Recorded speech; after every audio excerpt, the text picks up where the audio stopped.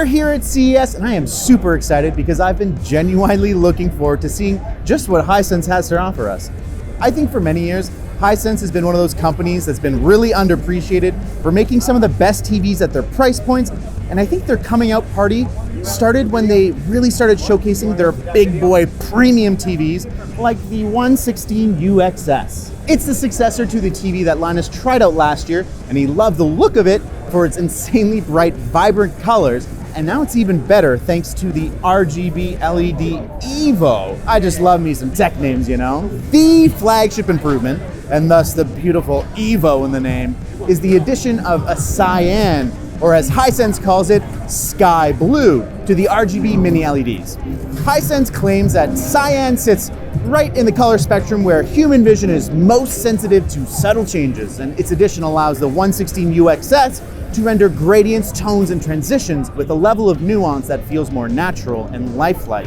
That is a direct quote. I would never have written that. It's really hard to know exactly how that will translate into the real world experience with the kind of demo content that they're playing on the TV, but I can assure you, this TV is a feast for the eyes and a feast for the mind in the fact that it has 110% of the BT 2020 color space coverage. That's wild. That's a 15% jump over the claim they made last year. That's a big improvement, and it's not hard to believe when you look at the display.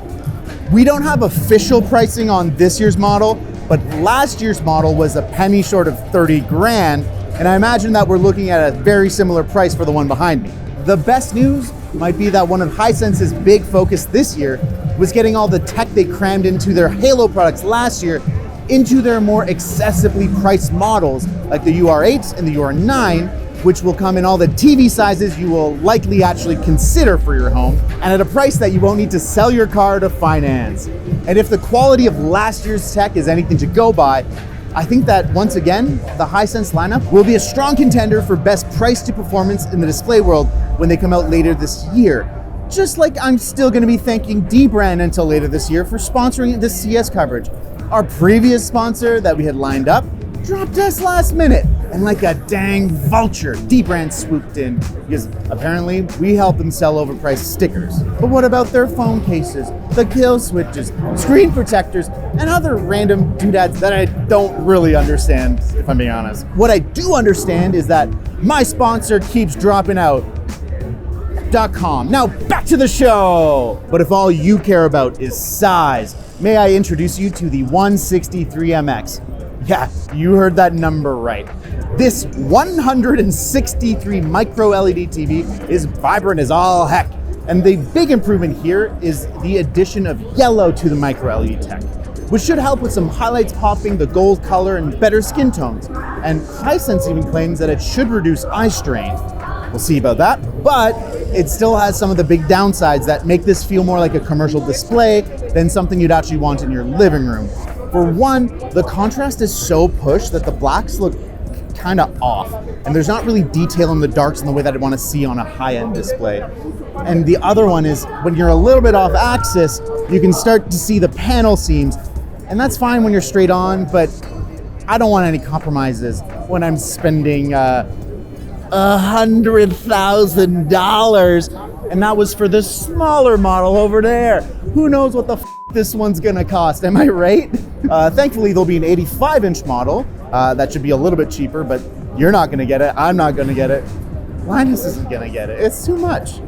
And if you want that less than 10% price, and you still want giant, Hisense has got you covered with their comprehensive lineup of projectors, including the new XR10, with what they claim is the industry widest optical zoom, up to 130 vertical and 46-degree horizontal lens shift, which will be a hybrid of optical and digital, so take that number as you will.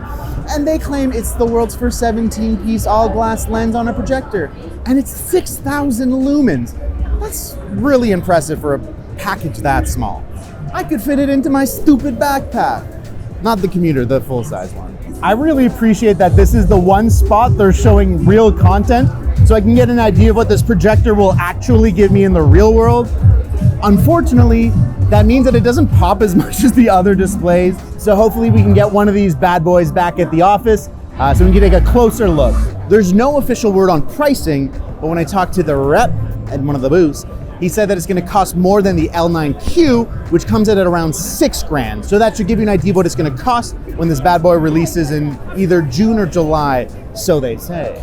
Hisense makes so much more than I realized, like an AI-powered, okay, everything is AI-powered now, so okay.